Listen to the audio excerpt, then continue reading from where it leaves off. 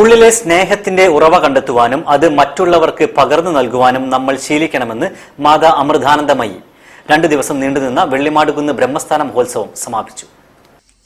വെള്ളിമാടുകുന്ന് ബ്രഹ്മസ്ഥാന ഉത്സവത്തിന് പരിസമാപ്തി. മാതാ അമൃതാനന്ദമയെ കാണാനും അനുഗ്രഹം തേടാനും ആയിരങ്ങളാണ് എത്തിയത്. ഉള്ളിലെ സ്നേഹത്തിന്റെ ഉറവ കണ്ടെത്താനും അത് മറ്റുള്ളവർക്ക് പകർന്നു നൽകാനും നമ്മൾ ശീലിക്കണമെന്ന് അനുഗ്രഹ പ്രഭാഷണത്തിൽ മാതാ അമൃതാനന്ദമയി പറഞ്ഞു. വിനയവും ക്ഷമയും സഹനവും വിശാല മനസ്കതയും ത്യാഗവും ഉണ്ടായാലേ ജീവിതം ധന്യമാകൂ. മനസ്സിന് എത്തിപ്പെടാൻ കഴിയാത്ത അനന്തതയാണ് ജീവിത യാഥാർത്ഥ്യം. അതുമായി ശ്രുതി ചേർക്കാനും പൊരുത്തപ്പെടാനും കഴിയുമ്പോഴാണ് ജീവിതത്തിന് സഫലത കൈവരുന്നത്. അമൃതാനന്ദമയി ദേവി പറഞ്ഞു. മറ്റെല്ലാ തീരുമാനം പോലെ സന്തോഷം ഒരു തീരുമാനമാണ്. ചിരിച്ചാലും കരഞ്ഞാലും സമയം പോകും.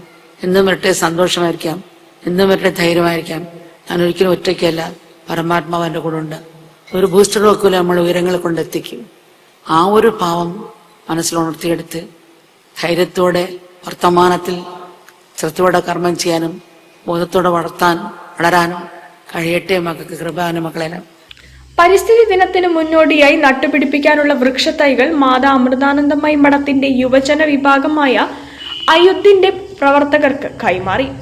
പിന്നീട് മാതാ അമൃതാനന്ദമയിയുടെ നേതൃത്വത്തിൽ ഭജന, ധ്യാനം എന്നിവയ്ക്ക് ശേഷം യജ്ഞവേദിയിൽ വന്നവർക്ക് ദർശനം നൽകി.